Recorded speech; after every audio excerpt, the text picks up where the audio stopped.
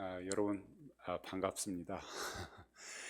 제가 교회에 오면서 교회 이 교회를 바라보는 순간에 뭔가 가슴이 빵 뚫리는 듯한 굉장히 그런 느낌을 받았어요. 그러면서 야, 연합교회에 이제 앞으로 더 뭔가 열리고 뚫릴 그런 일들이 있나 보다 그런 마음이 들어졌어요.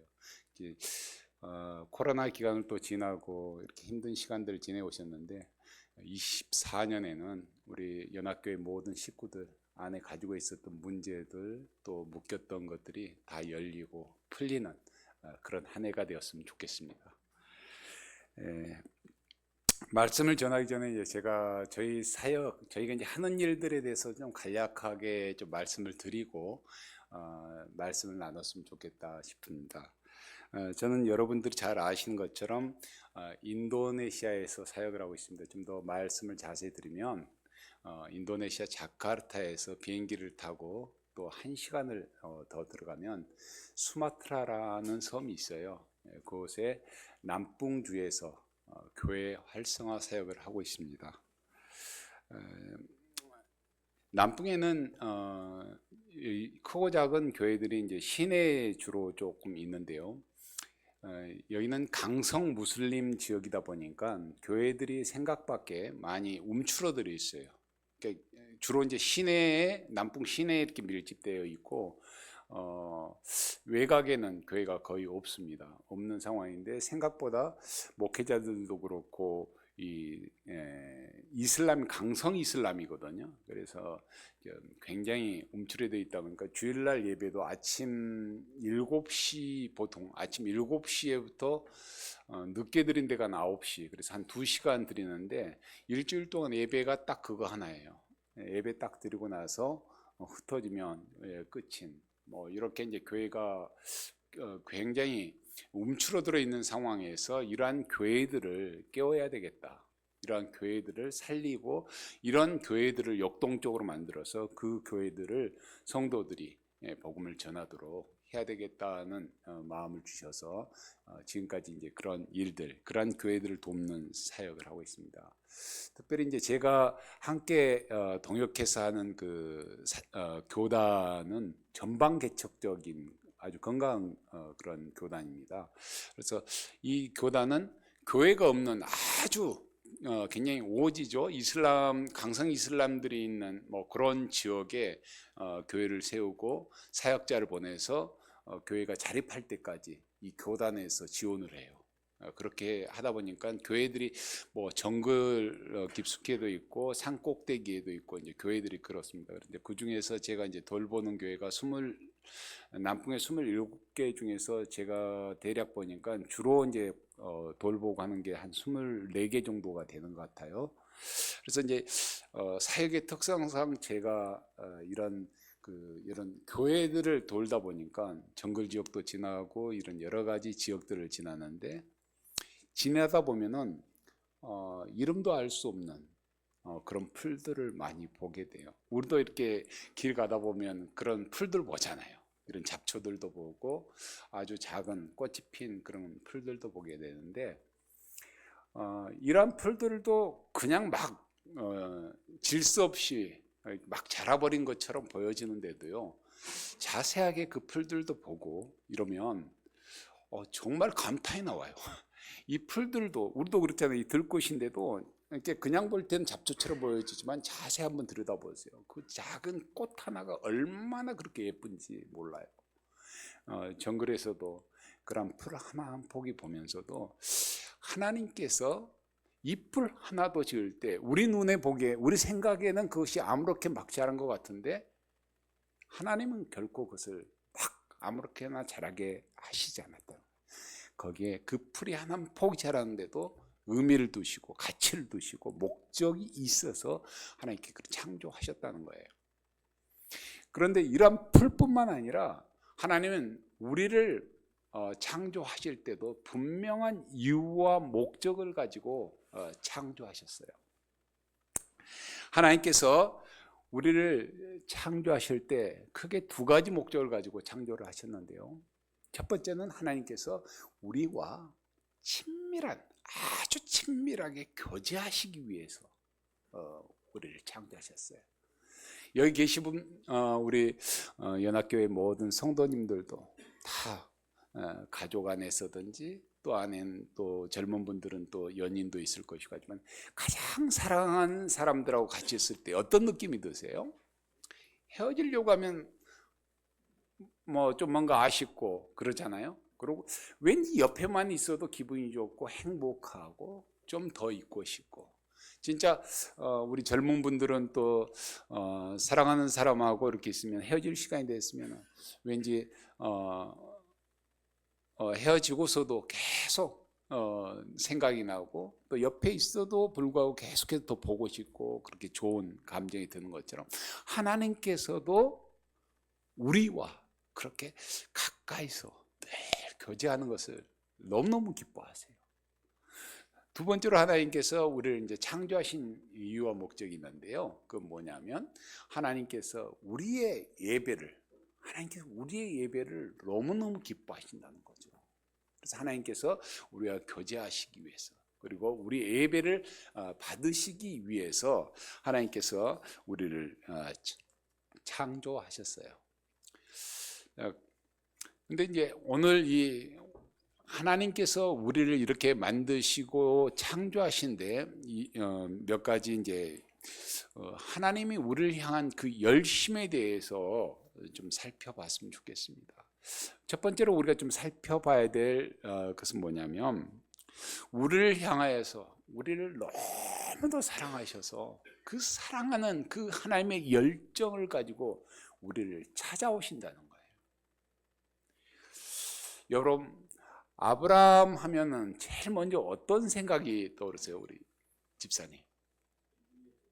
예, 아주 정답을 또 딱 맞춰버리시니까 진행하기 말씀을 전하기 더 쉽습니다.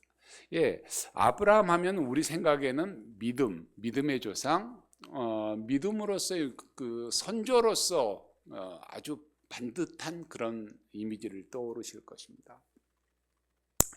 맞아요. 그런데 이 아브라함은 처음부터 이런 우리가 생각하는 믿음의 조상으로서 믿음의 조상다운 삶을 살지 못했어요. 오히려 우리가 생각하는 것보다 정반대의 삶을 살고 있었던 사람입니다. 하나님께서 아브라함을 처음으로 찾아가신 곳은 갈대아 우르라는 땅인데요, 지금의 이라크 땅에 있는 이 갈대아 우르 지역에 있는 땅입니다. 이 갈대아 우르 지역은 어떤 지역이냐면요, 그 티그리스 강과 유프라데스 강 사이에 있는 아주 기름진 땅입니다. 그래서 우리 그 고대 굉장히 발달했던 문명이 발달했던 곳이 바로 이곳인데, 아주 기름지고 사람들이 살기에 좋은 그런 환경을 가지고 있었던 곳이에요. 그래서 농사도 잘 되고 사람들이 풍족하게 그런 삶을 살았던 거예요. 근데 우리 같으면은 이게 추수감사절도 얼마 전에 우리가 이제 좀 보냈는데, 우리는 그러잖아요. 농사를 짓고 이렇게 해서 풍성하게 되어졌으면 우리는 햇빛도 적당히 주시고 또 비도 내려주시고 해서 좋은 곡식이나 과일을 거둔 것에 대해서 하나님께 감사하면서 감사로 살면 좋겠는데, 이 제약된 사람의 본성은 그렇지 못해요. 그래서 이들이 하나님을 예배하는 것이 아니라 죄악된 본성으로 타락해버린 그들이 그 안에 누려진 그 풍요를 가지고 하나님께 감사하기보다는 그들은 자기가 만든 신, 자기들 마음대로 조종할 수 있는 그런 신, 우상을 깎아 만들고 또 그 신을 모시는 신전을 지어서 그 우상을 섬기는 일에 열심을 냈습니다. 지금도 이라크 땅에 가면은 그때 당시에 그 달의 신을 섬겼던 수많은 신전들이 아직도 남아있다고 해요. 그 중에 한 군데 우리가 좀 잘 아는 신전이 있는데, 지구라트라고 혹시 여러분들 들어보셨을지 모르겠어요. 아직도 그 잔재가 한 90m 높이가 된다고 하는데, 우리가 잘 아는 바벨탑의 흔적이라고 학자들은 이렇게 얘기를 합니다.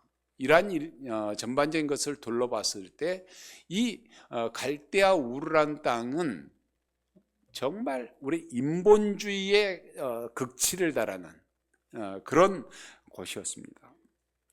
자, 이런 곳에서 아브라함과 그 가족이 살고 있었어요. 그러니까 어떻게 했어요? 여러분, 아브라함의 아버지 데라의 직업이 뭔지 혹시 기억나십니까? 우상을 깎아 만드는 직업이었잖아요. 그 얘기는 뭐예요? 그러니까 우상을 섬기는 정도가 아니라 굉장히 우상을 숭배하는 데 있어서 굉장히 열심을 내는 그런 집안이었다는 것입니다. 그런 곳에서 아브라함이 나고 자랐으니까 어떻겠습니까? 아브라함 역시 우상을 섬기는 그런 일에 대해서 열심을 냈던 그런 사람이에요. 하나님 편에서 보면은 이 아브라함을 사랑하거나 아브라함을 찾아오실 만한 그런 아무런 이유가 없는 그런 환경의 사람이었습니다.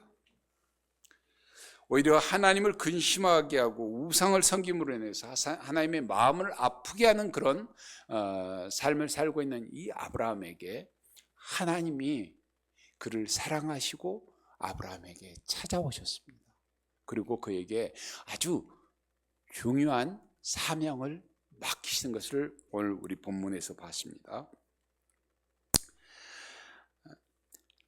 여러분, 사람은 어때요? 우리가 이제 보통 지낼 때 내가 이 사람과의 관계를 우리가 한번 좀 편안하게 생각해 볼 때 나에게 잘해준 사람에게 있어서 누구라도 악인이라도 나에게 잘해준 사람에는 반응이 어떻습니까? 잘해주죠. 그러나 누군가 나에게 대해서 말 한마디 잘못 던지고 상처가 된 말을 던지거나 나에 대해서 안 좋게 평가한 사람에 대해서는 어떻습니까? 여기 계신 분들 다 그냥 마음이 너그러워가지고 그냥 두리두리하고 하면서 넘어가시는지 모르겠는데 저는 그렇지 못한 것 같아요. 저는 그런 사람이 있으면 벽을 딱 쌓고 그 사람 보기만 해도 막 보기 싫고 막 그런 마음이 들어요. 우리는 사람과의 관계에 있어서 철저하게 나에게 유익이 되는 사람과 그렇지 않은 사람이 이게 분명해지는 것 같아요. 저희 장모님이 이제 치매가 아주 심해갖고 자녀들도 못 알아보세요. 요양에 계시는데요. 치매가 그렇게 심하신데도 딱 한 가지 이분이 분명한 게 있어요. 나에게 이로운 편인지 나를 해코지하는 사람인지는 정확하게 아세요. 그래가지고 반응도 나의 누군지는 모르는데 나에게 이로운 사람 그러면 따뜻하게 오셔가지고 손도 잡아주시고 막 뭐라도 먹으라고 내어주시는데요. 뭔가 장모님에게 불편한 말을 주신 사람에게 있어서는 옆에만 하나도 굉장히 싫어하세요. 우리는 그런 것 같아요. 우리 사람들은. 그런데 하나님은 그렇지 않으세요. 우리가 비록 하나님 마음을 근심시키고 제약 가운데 하나님 앞에 우리가 때로는 낯이 뜨거워서 다가가지 못한 그런 죄송한 마음과 아픔에 그런 부끄러움을 삶을 살고 있을지라도 그런 나를 하나님은 포기하지 않으시고 사랑하신다는 거예요. 아브라함에게도 마찬가지 하나님은 그에게서 정말 부끄러운 모습밖에 없는 그였지만 하나님 그를 사랑하시고 찾아가 주신 것처럼 우리에게도 지금 이 순간에도 하나님께서는 우리를 사랑하는 그 열심으로 하나님께서 우리를 만나주시고 찾아주신다. 이게 얼마나 놀랍고 감사한 일입니까? 여러분, 대통령 한 사람이 여러분을 만나러 오신다는 연락을 받을 때 어떻습니까? 만약에 지금의 윤 대통령이 여러분에게 아침에 갑자기 청와대에 연락이 와서 여러분을 만나러 오신다고 합니다. 아마 미용실을 가고 새벽부터 미용실 가고 막 옷 다듬고 있는 옷 없는 옷 다 꺼내서 뒤져보며 아마 깔끔을 그렇게 하실 거예요. 그런데 하나님, 온 우주를 창조하신 그 하나님이 나를 사랑하셔서 나와 만나서 교제하시기 위해서 찾아오신다는 이 일을 얼마나 감격스럽습니까? 나는 차마 하나님 앞에 부끄러워서 나가지 못하고 있음에도 불구하고 그 부끄러움까지도 하나님은 다 용서하시고 나를 아끼고 나를 사랑하셔서 다가오시는 그 하나님. 여러분, 이 하나님이 우리를 만나시길 원하세요. 그러면 우리의 반응은 어때야 되겠습니까? 나를 찾으시는 그 하나님에 대해서 우리는 늘 우리의 모든 마음과 생각과 우리의 모든 것을 그렇게 집중할 수 있는데 우리의 모든 것을 드려야 될 것입니다. 두 번째로 우리가 좀 살펴볼 것은 보내신 하나님에 대해서 우리가 좀 살펴봤으면 좋겠어요. 오늘 본문 1절을 보면 너는 너의 고향과 친척과 아비집을 떠나 내가 내게 보여줄 땅으로 가라, 이렇게 말씀하시면서 아브라함을 이 가나안 땅으로 보내는 걸 볼 수 있습니다. 당시 가나안 땅은 죄악이 굉장히 가득한 그런 땅이었습니다. 빛이라고는 찾아볼 수 없는 죄로 덮인 소망이 없는 그 땅에 하나님은 이 아브라함을 최초의 선교사로 그 땅에 보내서 그곳에 하나님 나라의 모형을 세우십니다. 하나님이 저와 여러분 한 사람 한 사람을 끔찍하게 사랑하시는 것처럼 하나님은 아직 복음을 듣지 못한 우리 주변의 사람은 물론이요, 저 지구 끝에 있는 열방에 있는 하나님을 알지 못하는 그들도 하나님은 사랑하신다는 거예요. 그래서 하나님께서 사랑하신 그 사람들을 향하여서 이 하나님의 마음과 이 하나님 뜨거운 열정을 전하고 싶어 하세요. 그리고 그들이 하나님의 마음을 알고 하나님의 사랑을 알고 하나님께 감격하여 그들이 회개하고 돌아오고 하나님을 예배하고 찬양하기를 하나님께서 간절히 원하신다는 것이죠. 그래서 하나님은 그 일에 대해서 저와 여러분을 곳곳에 보내시기를 원하십니다. 선교는 예배자가 없는 곳에 예배자를 세우는 일, 이것이 선교라고 말씀드릴 수 있습니다. 시편 22편 27절 말씀을 보면 땅의 모든 것이 여호와를 기억하고 돌아오며 모든 나라의 족속이 주 앞에 예배하리니. 하나님께서 저와 여러분을 사랑하시는 그 하나님께서 바라시는, 하나님께서 열망하시는 것이 바로 이것입니다. 모든 족속이 주께 돌아와 주를 찬미하고 예배하는 것, 이 얼마나 놀라운 일입니까? 그래서 하나님은 저와 여러분을 보내는 선교사와 나가는 선교사로 세우셨습니다. 여러분, 선교는요 해도 되고 안 해도 되는 그런 게 아니에요. 선택권이 있는 게 아니라 하나님의 자녀라면 누구나 선교는 해야 되는 겁니다. 성경 모든 이 전체 이 모든 성경을 압축해서 한마디로 얘기하면 선교라고 말할 수도 있습니다. 하나님의 구원의 계획과 하나님의 그 사랑과 그 모든 것들이 결국은 이 선교를 통하여서 모든 열방이 주께 돌아와서 하나님을 예배하고 찬미케 하는 것, 이게 성경에서 말하는 그것입니다. 그런데 요즘 들어서 이제 보면은 교회들이 왜 힘을 잃어가고 세상에 이런 좋지 못한 그런 평가를 받고 사람들이 교회를 떠나는가 하는 그 원인은 딱 한 가지예요. 교회의 본질은 선교와 하나님을 예배하는 그 예배에 있는데 그 본질을 잃어버려서 그렇습니다.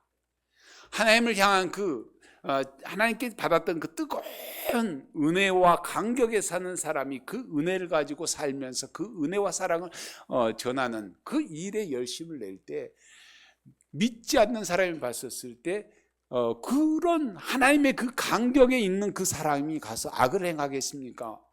그 사람 하나만 봐도 하나님이 느껴지고 하나님의 모습을 보지 않겠습니까? 그러니까 사람들이 그렇게 제대로 된 사람들, 그렇게 제대로 된 교회가 서 있다면 오지 말라고 그래도 세상 사람들은 그 거룩한 빛을 쫓아오는 것이 본성에 있기 때문에, 갈망하기 때문에, 오히려 세상이 교회를 향하여서, 믿는 사람을 향하여서 손가락질은 것은 오히려 세상에, 교회가 믿는 사람이 정말 우리의 거울이 될 수 있는, 내가 쫓아갈 수 있는 표상이 되어달라고 오히려 또 요구하는 그들의 갈망의 표현일지도 모릅니다. 그래서 우리가 그렇게 정말 하나님의 뜨거운 사랑을 가지고 전하는 자로 살아간다는 것은 참 복된 일이에요.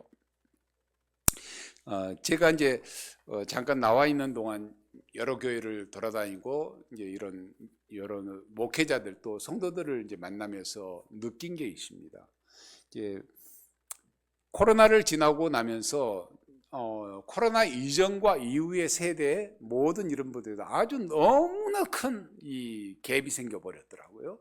그 갭이 생겼는데 교회도 사람도 두 가지 양상으로 확 나뉜 걸 봐요. 이게 공통점이 있는데 그게 뭐냐면 전형적인 그 한국 목회 있잖아요. 기교 중심적이고 이렇게 막 전도해서 우리 교회 이렇게 성장하는 그거에 목표를 두고 왔던 교회들은 정체되거나 아니면 대부분 퇴보돼 가지고 교회 한 3분의 1 성도들이 많이 이렇게 하고 재정적으로는 모든 부분에서 압박을 보고 딱 보는 게 그런 외적인 부분도 있지만 가장 중요한 게 뭐냐면 그런 교회의 공통점은 생기가 없다는 거예요. 생동감이 없어요. 교회에 들어가면 뭔가 활기가 있고 막 이래야 되는데 그런 게 없어요. 목회자들 뿐만 아니라 성도들까지 그렇습니다. 성도들도 방향이 없어요. 예배를 드리고 와서 그냥 내가 왜 예배를 드린지 모르고 앉았다 그냥 가요. 그러니까 이 주일학교도 없어요. 교회 학교가 없어요. 이게 공통점이에요. 그런데 선교하는 교회는요 완전히 들어가면서부터 달라요. 활기가 있고 생명력 있고 뭔가 꿈틀거리는 것을 느껴요. 교회들이 성도들이 이 선교란 방향성 하나를 딱 놓고 나니까 목사님부터 시작해갖고 성도들 온 성도들이 거기에 그 하나님 기뻐하는 그 선교에 대해서 딱 그 초점을 맞춰지니까 자기가 사람이 그렇잖아요.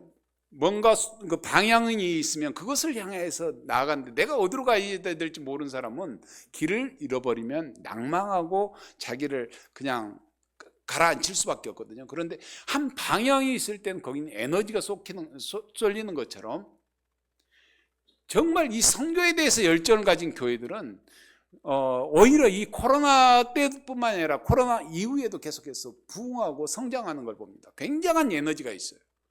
교회 학교도 마찬가지예요. 교회 학교가 다른 학교는 다른 데는 공통적으로 보면은 교회 학교, 주일 학교에 아예 없거나 있어도 몇 명.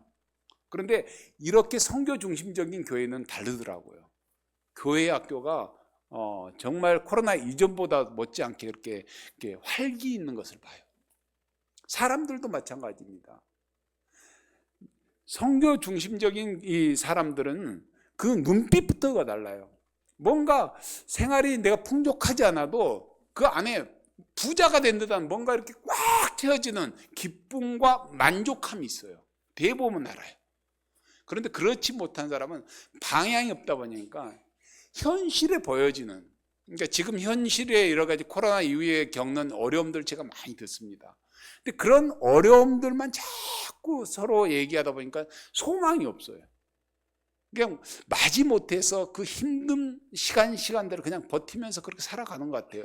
아무 인생에 어떤 의욕도 없고 활기도 없고.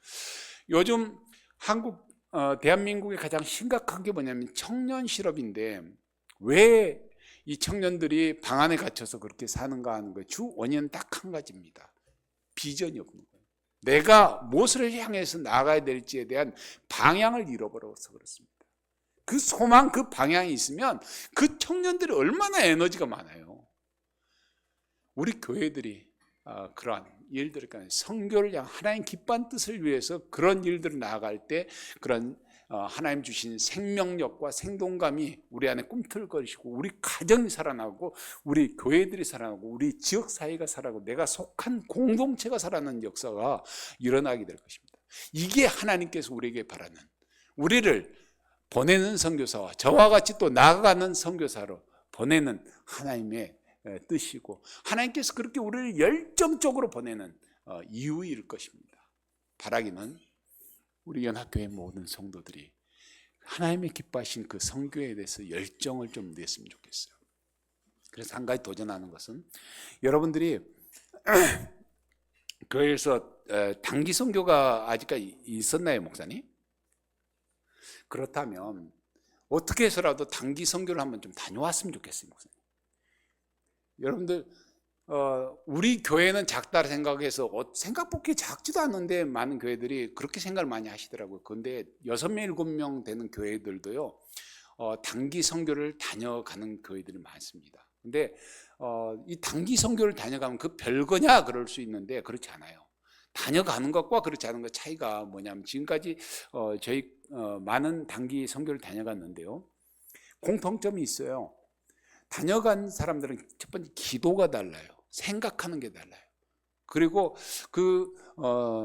단기 선교를 다녀간 교회들이 작은 교회인데도 불구하고 다녀간 분들을 중심으로 해서 교회가 굉장히 으쌰으쌰하면서 전체적인 분위기가 하나의 그 선교에 대한 그 방향을 가지고 하나님의 마음을 품고 나가다 보니까 교회들이 굉장한 에너지도 있고요. 그러니까 전도하라고 말하지 않아도 이분들이 가서 전도하고 그 교회가 열심으로 이렇게 막 되어져 가는 그런 교회를 제가 여러 군데를 봤어요.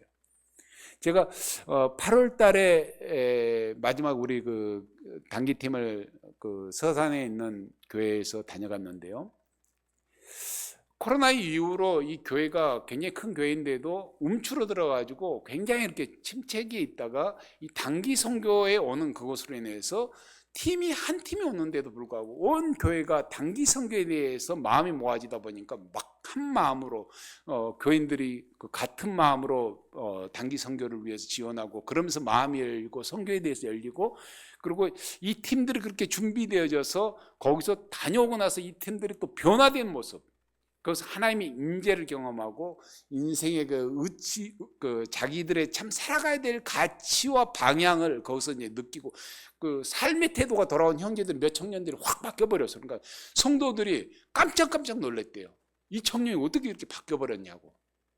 예, 그러면서 그런 일들 하면서 이 변화된 이 모습을 보면서 담임 목사님이 아예 그냥 광고 시간에 딱 선포를 내버리시죠. 저희 교회는 내년부터 단기팀을 여러 팀들을 세워가지고 그 팀들을 내보내는, 그래서 우리 교회는 앞으로 선교하는 교회가 될 것입니다. 그러면서 내년부터 이렇게 선교하는 팀들을 조직해서 내보내시겠다고 아예 그냥 광고로 선포를 하시더라고요. 연합교회도 그렇게 해서 좀 선교에 대해서 그런 방향성을 가지고 한 번씩 체험을 해봤으면 좋겠어요. 그래서 선교의 땅을 밟아보는 것과 그렇지 않은 것은 너무너무 큰 차이가 있습니다. 하나님께서 기뻐하시는 것은 그런 것입니다. 세 번째로는 우리의 이러한 그 하나님의 그 사랑한 우리에 대한 그 열정, 하나님께서 우리에게 주신 그 은혜와 복, 간격이 있잖아요. 이런 복을 하나님께서 그냥, 물도 그러는데 물도 그냥 한 자리에서 오래 놔두면 고여있다면 그게 썩거든요. 그런데 이게 그 물이 샘솟는 물은 계속 흘려가다 보니까 그것이 굉장히 늘어날 뿐만 아니라 그런 생명력이 있거든요. 마찬가지로 우리에게 하나님께 부으신 그 사랑과 복을 하나님은 흘려 보내시기로 하세요. 하나님께서 죽어가는 우리에 대해서 죄악 가운데 세상으로부터 우리를 건져내시기로 원하고 죄로부터 우리를 구원내시기로 원하는 그 하나님의 열심, 우리를 구원하신 그 하나님의 이유와 목적인데, 그 하나님의 열심으로 우리가 세상에, 오늘 3절 하반절을 다시 한번 같이 읽어볼까요? 시작.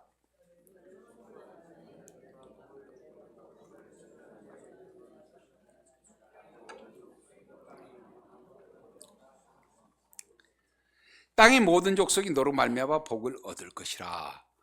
이 복은 아브라함 당사자는 물론이고 지금 이 자리에 있는 저와 여러분 모두에게 하나님께 부으신 그런 복이에요. 이 복은 영원한 것이고 이 복은 참된 가치를 가진 그런 복입니다. 그중에 이 복이 우리가 앞서 말씀드렸듯이 이 하나님이 그 죄악 가운데 세상에서 건져내고자 하는 그 하나님의 그 사랑과 열심, 그리고 그 열심을 세상으로 향하여서 우리가 나아가서 하나님의 이 놀라운 사랑을 전하기를 원하시는 그 하나님의 그 열심에 더하여 하나님께서 주신 이 복을 하나님은 흘려 보내기를 원하고 계세요. 여러분, 그런데 지금 우리의 모습을 보면 하나님께 이 부으신 복들이 흘러왔는데 흘러가지 못하고 딱 멈춰서 버린 것 같아요. 우리에게 있어서.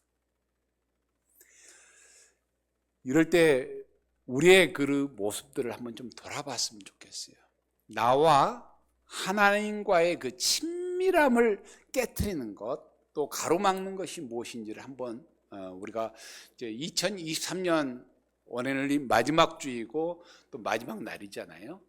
그러니까 한 해를 마감하는 그런 중요한 시점, 또 새해를 이제 얼마 있으면 이제 새해를 우리가 2024년을 맞이하는 이 중요한 시점에 있는데, 우리 연합교회 성도들 한 분 한 분이 그냥 이 시간을 그냥 무의미하게 흘려버리지 말고 한 해 동안 하나님께서 내게 부으신 은혜와 복은 무엇인지, 또 하나님께 내게 부어주신 그 복과 은혜를 나는 어떻게 하고 있는지, 내가 이 받은 복을 잘 흘려보내고 있는지, 아니면 나에게 멈춰버리는지, 이렇게 좀 잘 살펴보는 시간이 됐으면 좋겠어요. 여러분 장마철에 보면 옥상에 이렇게 좀 이렇게 평평한 옥상에 올라갔는데 물이 벙벙하게 고일 때가 있잖아요. 원인이 뭐예요? 하수도에 가면 100% 뭔가가 거기를 딱 막고 있기 때문에 물이 흘러가지 못해가지고 그냥 벙벙하게 차는 거거든요. 그런데 그 막혀있는, 하수구에 막혀있는 것을 그냥 탁 집어갖고 팍 보면 아주 시원하게 물이 팍팍팍 하고 흘러가면서, 그게 언제 그러냐는 듯이 그 고였던 물이 팍 흘러서 그 관을 타고 흘러가는 것처럼 하나님과 나를 가로막고 있는 그러한 것들을 뽑아버리면 하나님께서 내게 주신 그 복이 나를 통해서 흘러갈 뿐만 아니라 늘 날마다 나와 내 가족과 내가 속한 공동체에도 그게 충만하게 흘러갈 것입니다. 여러분, 사람이 내가 아무 말도 안 하고 아침부터 인상을 딱 쓰고 이러고 있으면 어때요? 나는 다른 사람에게 아무 말도 안 했는데 분위기 전체가 아주 싸늘할 겁니다. 그런데 내가 활기가 있고 뭔가 에너지가 있고 기쁨이 있고, 안녕하세요, 반갑습니다, 좋은 아침입니다, 우리 안에 이런 밝은 생기, 하나님 주신 복을 가지고 내가 그렇게 그 안에 기쁨이 나오면 우리 마음도 기쁘잖아요. 그러한 것들이 내 안에서 흘러가게 돼 있고, 내 주변이 그렇게 될 때 움츠렸던 사람들도, 찡그렸던 사람도 웃게 되고 행복한 그런 것을 맛보는 것처럼, 우리 안에 그러한 하나님으로 받은 그 하나님이 바라시는 그 열정, 그 하나님이 주신 그 사랑의 그것을 흘려보내는 통로로 2024년에는 우리 연합교회 모든 성도들이 그렇게 하나님의 복의 통로로 쓰임받기를 주님의 이름으로 축원합니다. 그래서 2024년에는 우리 연합교회 모든 성도들이 한 가지 비전, 한 가지 목적을 가지고 좀 살았으면 좋겠어요. 그래서 그 비전, 하나님께 주신 이 큰 사랑을 나한테서만 머물게 하지 말고 흘려보내는 이 역사를 통해서 우리 모두에게 1년 내내 막 가슴이 설레는 그런 그 기대하는 마음이 있고, 내가 무엇을 향해 달려가는 기쁨 넘치는 그런 한 해가 되고, 또 여러분들이 소원하고 기도하는 것들이 다 응답이 되고, 하나님께서 2024년을 마칠 때 뭔가 하나님의 뜻 가운데서 내가 한 가지를 성취했다는 그런 기쁨과 만족감과 하나님의 그 잘했다는 칭찬 한마디를 들을 수 있는 연합교회 모든 성도들이 되기를 주님의 이름으로 축원드립니다. 이 시간은 바로 이어서 PPT를 좀 부탁드리겠습니다. 저희 사역 보고를 잠깐 드리겠습니다.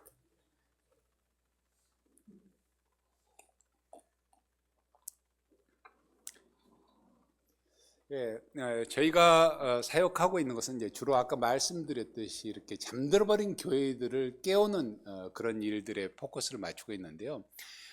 제가 이제 사역을 하다 보니까 그 사람을 바꿀 수 있는 것은 오직 이 성경 말씀밖에 없더라고요. 그래서 어떻게 하면 이제 이들에게 성경을 읽히고 암송하고 그렇게 모든 삶들을 그렇게 패턴들을 바꿔갈까 생각하면서 고민하다가 이제 시작한 게 바이블 타임이라는 게 그 매일 성경과 같은 그 정도 두께고 매달 나오는데 다른 건 뭐냐면 딱 성경만 쪽복음으로 생각하면 딱 좋을 거예요. 그 매일 하루에 한 장씩 성경을 읽고 나면 이 스티커 읽었다고 스티커를 딱 붙이도록 돼 있어요. 근데 이게 별거 아닌 것 같은데 굉장한 만족감과 성취감을 줘요. 그래서 우리 정글의 아이들도 얼마나 이걸 붙이는데 그냥 기뻐하는지 몰라요. 어른들도 그래요. 그렇게 붙이게 되어 있고 뒷면에 넘기면 그 문제 내가 읽었던 것 가운데 이제 성경을 잘 읽었는지 그 보면 문제를 묻는 게 한 두세 답 정도가 있고요. 그리고 거기에 이제 자기가 감사했던 내용을 한 세 가지 정도 쓰게 되어 있습니다. 그리고 마지막 하나가 자기가 읽었던 것 중에서 한 구절을 뽑아가지고 계속 암기하게끔 되어져 있는 게 이게 바이블 타임이라는 게 책의 구성이 그렇게 되어 있어요. 그리고 일주일이 되면 소그룹이 모여가지고 또 이렇게 서로 나누고 한 주간에 받았던 은혜를 나눌 수 있는 그런 시스템으로 이렇게 잘 되어 있는데 넘겨주십시오. 예, 아이들이 이렇게 학교 돌아오면 매일 집에서도 읽지만 또 와서 자기들끼리 소리가 안 나오네요. 네네. 아이들이 이렇게 넘겨주세요. 와서 같이 모여서 또 한 목소리로 성경을 계속해서 암송한 이런 일들을 통해서 아이들이 신앙이 쑥쑥 자라가는 걸 볼 수 있습니다. 그래서 얼마나 저것을 애들이 좋아하고 그래서 풀밭이고 어디고 막 누워서 또 이렇게 모여서 하고 있습니다. 넘겨주세요. 예, 일주일이 되면 이렇게 아이들이 곳곳에서 풀밭에서도 모여서 소그룹으로 모여가지고 이 바이블 타임을 가지고 성경을 공부하고 자기의 삶을 나누는 것을 통해서 은혜가 되고 이렇게 변화를 일으키는 것을 볼 수 있습니다. 예, 넘겨주세요. 예, 저희가 매달 한 번씩 교회별로 이렇게 돌아가면서 성경 암송대를 해요. 근데 이 성경 암송대를 얼마나 학생들도 그렇고 손꼽아 기다린지 몰라요. 그러니까 성경 암송을 몇 장 몇장을 툭 하면은 그냥 막 줄줄줄줄 애들이고 어린이 간에 그럴 정도로 성경 암송대에 대해서 통해서 성경을 암송하고 말씀이 우리 학생들과 성도들에게 이렇게 자리 잡혀가는 것을 볼 수 있습니다. 넘겨주십시오. 우리도 예전에 그랬듯이 인도네시아는 그 글을 모르는 분들이 생각보다 많습니다. 문맹률이 높다 보니까. 그래서 이분들에게 어떻게 하면 성경을 읽게 할 수 있을까 하다가 입체로 된 그 인도네시아 성경 오디오 성경을 구해가지고 저희가 이제 매주 모여가지고 성경을 들으면서 성경을 이렇게 익혀가고 있습니다. 넘겨주세요. 저희가 유치원 사역을 하고 있는데 이슬람은 3, 4살부터 거의 세뇌 수준으로 꾸준히 암송시키고 이슬람화합니다. 아이들을. 예, 그래서 거기로부터 이제 우리 기독교 아이들을 지켜내고 보호하는 차원도 있고 장차 이거는 이제 기독교 유치원으로 좀 바꿔가지고 무슬림 아이들을 기독교식으로 교육하는 것을 저희가 이제 목표로 이렇게 하고 있습니다. 그래서 아이들이 지금 잘 따라오고 있는데 기도로 아침에 오면 기도로 시작하고 끝날 때도 기도로 이렇게 마칩니다. 그래서 한 80%, 85% 정도가 무슬림 아이들이 동네 무슬림 아이들이 오는데 계속해서 이제 어느 숫자가 어느 정도 되고 하면 수준을 좀 높여가지고 아예 기독교식으로 바꾸려고 그렇게 저희가 기도 중에 있습니다. 예, 넘겨주십시오. 인도네시아 아이들은 대체로 꿈이 없어요. 그냥 막연 막 살아가는 겁니다. 그래서 이제 학교를 끝나고 오면은 방치 수준이거든요. 그래서 이런 아이들에게 책을 읽게 하고 그래서 꿈을 심어줘서 비전을 가지고 살아갈 수 있도록 제가 돕는 그런 사역을 하고 있습니다. 예, 넘겨주십시오. 저희가 이제 장학금 사역을 하고 있는데 대체적으로 사역하는 지역들이 어려운 지역들이라 아이들이 이제 하루에 한 2끼 정도 이렇게 먹는 그래서 이제 조금 크면은 예전에 우리도 그랬지만 좀 크면은 입을 줄이려고 그냥 일을 할 만한 데 있으면 보내버려요. 예. 그래서 좋은 학생들도 많고 예, 그래서 이 아이들에게 이제 한 140여 명 아이들에게 이제 매 학기마다 장학금을 지급하고 또 성경 암송대 때 이제 장학금을 이렇게 줘서 아이들이 계속해서 공부를 할 수 있도록 또 그 중에서는 정말 괜찮은 아이들이 있으면 저희들이 이제 좀 봐서 사역자로 이렇게 키우는 일들을 저희들이 이제 준비하고 있습니다. 그래서 넘겨주십시오. 지역 개발 사역은 저희가 이제 아까 강성 무슬림 지역이라고 그랬잖아요. 그래서 이제 무슬림과 교회의 관계를 하는 것이 굉장히 중요해요. 그래서 사실 그동안 물이 없는 곳에 건기가 돼버린 물이 아예 마실 물이 없거든요. 그래서 거기에 우물을 파서 물을 마시게 해주고 길이 없는 곳에 길을 내주고 전기가 없는 곳에 이제 전기를 넣어주고 이런 일들을 통해서 그동안 무슬림들하고 교회의 관계가 너무 좋습니다. 그래서 이제 이런 일들을 통해 가지고 교회 가운데 이제 한 명, 두 명 이렇게 해서 이제 교회로 개종해서 나오는 사람들이 이제 최근 들어서 이제 한두 명 정도 이렇게 생겨나기 시작하고 있고요. 또 교회 그 어려운 교회들, 미자립 교회들을 저희가 이제 그 염소들을 한 쌍씩 한 가정에 지원을 해가지고 그 가정에서 이제 새끼를 하면 한 쌍을 교회에다 주고 그 염소를 가지고 이제 자립해 갈 수 있도록 하고 교회는 다시 또 다른 가난한 가정에 줘서 이제 계속 그런 시스템으로 돌려서 저희가 한 7, 8가정을 이제 일곱 여덟 교회를 지금 하고 있는데 아주 잘한 교회도 절반 정도 되고 또 나머지는 또 그러지 못한 교회도 있긴 합니다만은 하여튼 뭐 이런 일들을 통해서 저희가 이제 지역 개발 사회를 통해서 이제 복음화할 수 있는 이런 일들을 좀 돕고 있습니다. 예, 저희 가족 사진입니다. 올 여름에 이제 와서 오랜만에 가족이 인도네시아에 모여가지고 있는데 그동안 저희는 한 팀으로 이렇게 사역을 해왔는데 아이들이